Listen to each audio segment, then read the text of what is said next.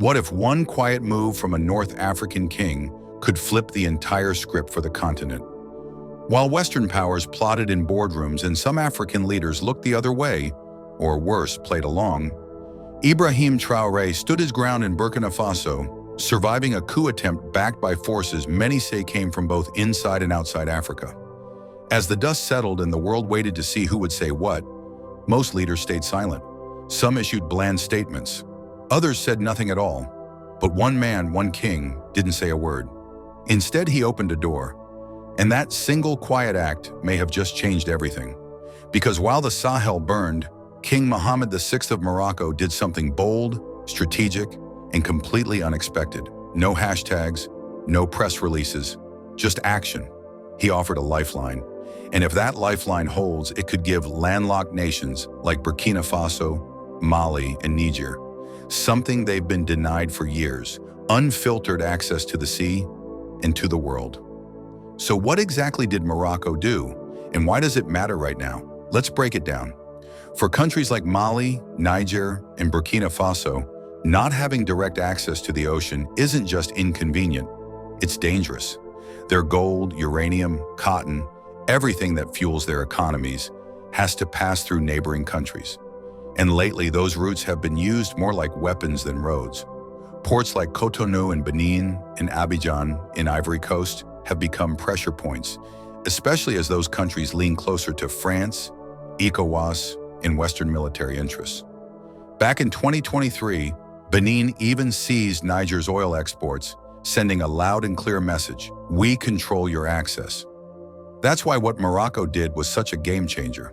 In a high-level meeting in Rabat, King Mohammed VI opened Morocco's Atlantic ports in Casablanca, Tangier, and Dakhla to the AES alliance. These aren't backwater docks. These are some of the most modern, globally connected ports on the African continent. With one decision, Morocco gave the Sahel countries a way out, a straight pipeline to global trade, completely bypassing French-aligned choke points. This wasn't just about trade, it was about freedom. For the first time, the AES bloc could move goods without asking permission. They could build an economy without waiting for clearance from the same old neo-colonial gatekeepers. And more importantly, it sent a message: Africa's future won't be held hostage by its past. But here's what made the move really hit home. It wasn't just the ports, it was the tone, the spirit, the respect. When Burkina Faso's foreign minister spoke after the meeting, he didn't sound like a man negotiating terms. He sounded like a man who had been heard. Morocco offered not just ports, but respect, he said. No IMF conditions, no demands for rushed elections, no quiet threats. Just one question: how can we help? Mali's foreign minister backed that up too. He called Morocco's approach the real definition of Pan-Africanism, not the buzzword you hear in conference speeches, but actual support without subjugation. What King Mohammed VI offered wasn't a deal, it was a declaration. In a time when many African governments are still nervous about upsetting their former colonial partners, Morocco stood up. Where others hesitated, Morocco made a move. And where the West tried to isolate, Morocco built a bridge. But here's the kicker: this wasn't a spur-of-the-moment reaction to the Burkina Faso coup attempt. The groundwork was laid as far back as 2023, when the king outlined a long-term vision to connect Morocco and the Sahel through infrastructure: ports, roads, and rail. The plan was already on the table. The coup attempt simply accelerated the timeline. And when Burkina Faso came under fire, Morocco didn't just stand by, it delivered. So what does this mean for the future? It means the AES bloc now has a reliable, independent gateway to the world. It means the West's stranglehold on Sahelian trade just got a lot weaker. And it means Africa's internal alliances are getting stronger and bolder. Because this time, Africa didn't look to Europe or Washington for help. This time, Africa looked inward. And one king opened the door. Now the question is, who else is ready to walk through it? Make sure to hit that subscribe button if you want more real stories about what's happening in Africa right now. And let us know in the comments, do you think Morocco's move marks a turning point for African unity? Or is this just the beginning of something even bigger? Either way, stay tuned, because the game is changing. What Morocco just did wasn't just a friendly gesture, It was a game changer. Let's talk about what really went down. After opening its Atlantic ports to the AES alliance, that's Burkina Faso, Mali, and Niger, Morocco didn't stop there. They took it to a whole new level. Not only did they unlock seaport access, they canceled AES debt, waived customs duties on key exports, and even offered technical support to build highways, rail lines, and digital corridors that would directly connect these landlocked countries to Morocco's trade network. And get this, they didn't wait for permission from the African Union. They didn't check in with France. They just did it because the crisis was real and the betrayal from supposed partners was already obvious. This wasn't charity. This was strategy. By opening up a north-south trade route that cuts across Africa, Morocco is helping the AES sidestep the economic warfare ECOWAS and the West have been waging. Through sanctions, isolation, and political pressure, that's how the AES starts becoming more than just a political alliance. It becomes an economic engine. Imagine a Sahel where Burkina Faso doesn't need to ask its enemies for port access, where Niger doesn't need IMF approval to import machines, where Mali doesn't have to route exports through French-aligned neighbors. That's not just smart, that's revolutionary. At first glance, Morocco's move might look like simple regional solidarity. But let's be honest, this is a geopolitical earthquake. It strikes straight at the heart of Western control over African trade and development. And the big question is, why would Morocco, a country often seen as stable, balanced, and diplomatic, risk upsetting France, ECOWAS, and the entire Western establishment? Simple, because Morocco gets it. They understand that if the Sahel collapses, the whole continent trembles. Since NATO bombed Libya in 2011, chaos has spilled into Mali, Niger, and Burkina Faso.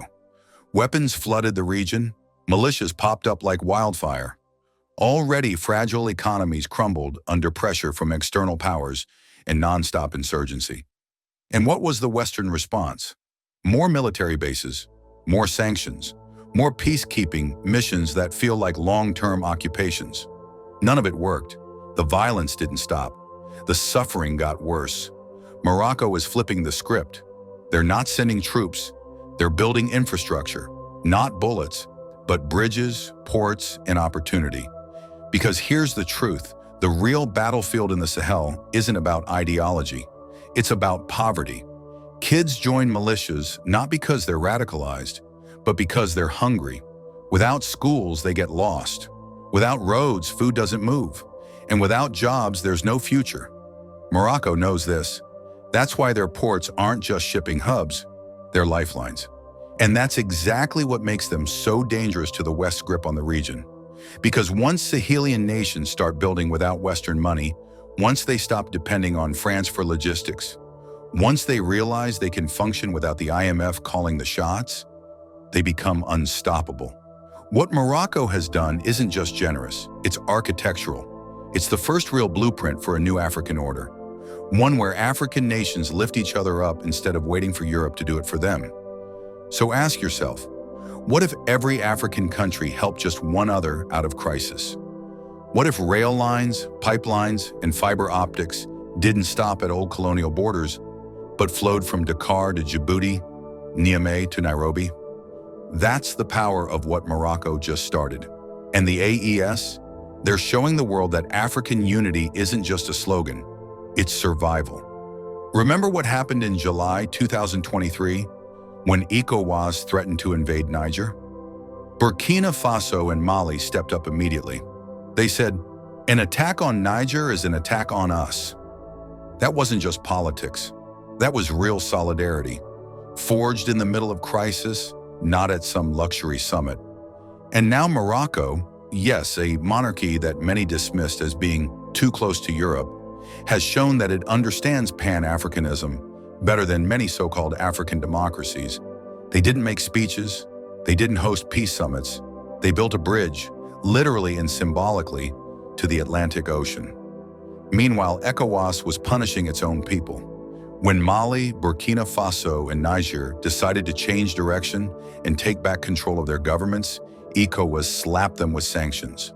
Those sanctions didn't target presidents. They targeted civilians. Hospitals shut down, markets collapsed, food prices spiked. And where was Nigeria, Africa's so-called giant? Silent. Benin became a backdoor for French intel. Ivory Coast allegedly hosted the planners behind Traoré's coup attempt. But Morocco? They canceled the debt. They opened the ports. They said, we don't need to lecture each other. We need to lift each other. And that's what makes this move dangerous. Not because it leads to war, but because it threatens the one thing the West fears most: independent African power. Now let's be real. This isn't the final chapter. The AES still has work to do. They've got to build roads, train customs officers, secure routes. That takes time, energy, and coordination. But the difference now? They're not doing it alone. They're not begging in Brussels. They're building it with African hands, African minds, and African purpose. So what do you think? Is this the beginning of a new African order? Is Morocco's move the spark that lights the fire of a self-reliant continent? Drop your thoughts in the comments. And if you want more bold stories like this, hit subscribe, tap the bell, and stay tuned. Because this isn't just news. This is history in motion. And that, more than anything, proves this isn't charity. It's not a handout. It's a blueprint that actually works. This is real partnership, built on respect, not conditions. It's support without strings, progress without the usual humiliation tied to it. No IMF checklists, no lectures about reforms, just action that helps people on the ground. So now the big question is, can Morocco's move kickstart a whole new African trade revolution? Will other African nations step up like Morocco? Or will they keep playing middleman for foreign powers? And let's take it even further. What if Africa connected itself, east to west, north to south, through land and ocean trade routes, pipelines, railways, highways, seaports, digital corridors? Would Africa even need the West anymore to trade with the world? Because this isn't just about ports. It's about power. It's about pride. And maybe it's about finally breaking free. Drop your thoughts in the comments below. And don't forget, history is watching. And if you want more videos like this, stories about African leaders who are breaking the mold and pushing the continent forward, hit that subscribe button and tap the bell icon so you don't miss a thing. Thanks for watching. And until next time, stay sharp, stay aware, and stay with us.